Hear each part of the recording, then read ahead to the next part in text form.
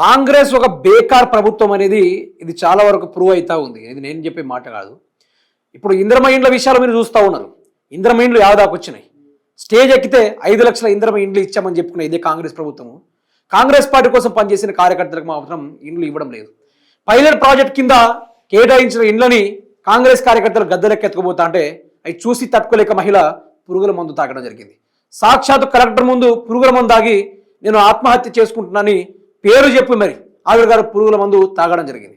అయితే కాంగ్రెస్ ప్రభుత్వం మాటలు తప్ప చాతలకు పనికిరానిది పలుసార్లు ప్రూవ్ అయితేనే ఉంది. సూర్యాపేట జిల్లా మునగాల మండలం కేంద్రంలో ప్రజాపాలన ప్రగతి ప్రణాళిక కార్యక్రమంలో పాల్గొన్న జిల్లా కలెక్టర్ తేజస్ నందలాల్ పవర్, జిల్లా ఎస్పీ నరసింహ, మండల స్థాయి అధికారులు అందరూ ఏకమయ్యి ఏం చేశారో నిర్వహించారట. అయితే ఆ మండలంలోని తాడ్వాయి గ్రామాన్ని ఇందిరమ్మ ఇండ్లు పైలట్ ప్రాజెక్టుగా కేటాయించిన అధికారులు, అయితే తాడ్వాయి గ్రామానికి చెందిన సునీత పేరుతో ఇందిరమ్మ ఇండ్లు మంజూరైతే మరొకరు కేటాయించారని పురుగుల మందు దాగి ఆత్మహత్యయత్నానికి ప్రయత్నించిన మహిళ. ఇంకా ఎంత దిగిజారుతారు మరి కాంగ్రెస్ పార్టీ వాళ్ళు. కేసీఆర్ గిన్ని చేయలేదు కదా, ఆయన ఏదో డబుల్ బెడ్రూమ్లు కట్టించిండు.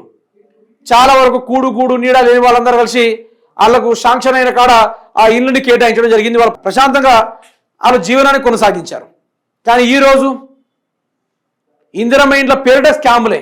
ఒకరి పేరు మీద ఇస్తే ఇంకొకరి పేరు మీద జంపింగు. అక్కడ కార్యకర్త ఉండడానికి కాంగ్రెస్ కార్యకర్త కట్టోడు కథం 10 ఇండ్లు ఆయనకు ఫామ్ హౌస్ కావాలంటే ఒక పెంట పనికి గొర్రెలు ఉండడానికి, బర్రెలు నియమించడానికి అట్లా ఇందిరమ్మ ఇండ్లను వరుసగా వాడుకుంటున్నారు. మరి కొందరు కాంగ్రెస్ సీనియర్ కార్యకర్తలు తమకు ఒక ఫామ్ హౌస్ ఉండాలని, తమకంటూ ఒక సోప్ ఉండాలని వాళ్ళు ఆ విధంగా ప్రయత్నాలు చేస్తూ ఉన్నారు. ఒకసారి అదే విజువల్ మీరే చూసుకోండి.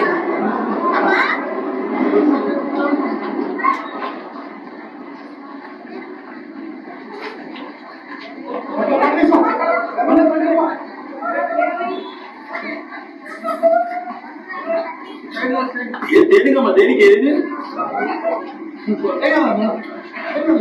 ఏందమ్మా మీ సమస్య ఏందమ్మా? అమ్మా ఏమైందమ్మా? ఏంది మీ సమస్య? ఏదమ్మా దేనికమ్మా నువ్వు?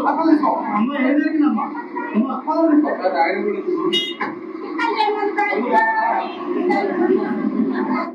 ఆ మహిళ చచ్చిపోయిన సంబంధం లేదు, కానీ వాళ్ళకి ఏం జరిగిందో చెప్పాలట. ఆ పురుగుల మందు దాకా ఆవిడ బాధపడతా ఉంటే, నా ప్రాణాలు ఎక్కడ పోతున్నాయి నా బాధపడతా ఉంటే, ఆ పురుగుల మందు గొంతులో సలుపుతూ ఉంటే ఈ మీడియా వాళ్ళు కూడా బలి అడుగుతారబ్బా కొన్నిసార్లు. ఏం చెప్తారో వాళ్ళకి అర్థం కాదు. అమ్మా ఏం జరిగిందో చెప్పమ్మా, ఏ సమయం వస్తుందో చెప్పమ్మా. ఆవిడే బతికే ఛాన్స్ లేదంటే మళ్ళీ ఈ మీడియా మిత్రులు మరీ దారుణంగా తయారయ్యారు.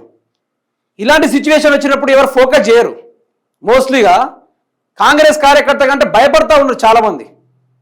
ఇప్పుడు ఇందిరమ్మ ఇండ్లు అనుకోండి, ఆయన ఇచ్చేదే 6 లక్షలు తిప్పి కొడితే మిగతాది చేతుల నుంచో 15 లక్షలు పెట్టుకొని ఆ ఇండ్లు కట్టాలి. అందులో రేవంత్ రెడ్డి నేను ఇచ్చిన ఈరోజు రేవంత్ రెడ్డి ఇండ్ల విషయంలో చూసుకుంటే ఒక్కొక్క ఊర్లో ఎంత అవినీతి జరిగింది తెలుసా? ఒక కార్యకర్తకు 2 ఇండ్లట. ఆయనకు బంగ్లా ఉండి కూడా మళ్ళీ ఆయన బర్రెల ఫామ్ హౌస్కి ఒక ఇందిరమ్మ ఇండ్లు ఉండాలి. ఆయన దోస్తులు ఒక 4-3 కలిస్తే తాగడానికి ఒక ఇల్లు ఉండాలి కదా, ఆ పేరు మీద కూడా ఇందిరమ్మ ఇండ్లే. కొన్ని నియోజకవర్గాలు అయితే గవర్నమెంట్ రోడ్లను కూడా చూడలే, గవర్నమెంట్ రోడ్ల సగం నుంచి ఇందిరమ్మ ఇండ్లను నిర్మించారు. అటువంటి గొప్ప చరిత్ర ఈరోజు కాంగ్రెస్ పార్టీలో కొనసాగుతూ ఉంది. ఒక మహిళ ఆత్మహత్య ప్రయత్నము సాక్షాత్ కలెక్టర్ ముందు, ఎస్పీ ముందు, జిల్లా అధికారుల ముందు, జిల్లా అధ్యక్షుల ముందు. దీన్నే కాంగ్రెస్ పార్టీ దిగజారిందని చెప్పుకుంటారు. దీన్నే పలుమార్లు కాంగ్రెస్ వచ్చినప్పటి నుంచి సామాన్యుడి ప్రాణం అంటే లెక్కలేదు.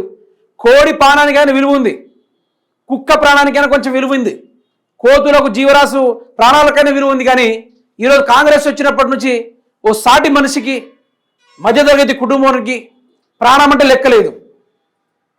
ఆ తిరిగినే సాగిపోతుంది తప్ప ఏ ఏరియాలో వాళ్ళని ఆదుకున్న పరిస్థితి ఎక్కడ ఉందా? ఉండబోదు కూడా. ఏమనంటే ప్రజాపాలన పైనుంచి మాట్లాడుకుంటే కిరాయికి వచ్చినాడు వస్తాడు ముఖ్యమంత్రి రేవంత్ రెడ్డి గారు. మళ్ళీ కిరాయి డ్యూటీ అయిపోయితే ఢిల్లీకి వెళ్తుడు, డ్యూటీ వచ్చిందా ఇక్కడ ఉండడు, లేదంటే డ్యూటీ నుంచి గెట్ అవుట్ అయిపోడు. ఇదే పరిస్థితి జరుగుతూ ఉంది తెలంగాణలో. తప్ప వేరేదైనా నడుస్తుందా? నడవనియ్యారు వీళ్ళందరూ కలిసి.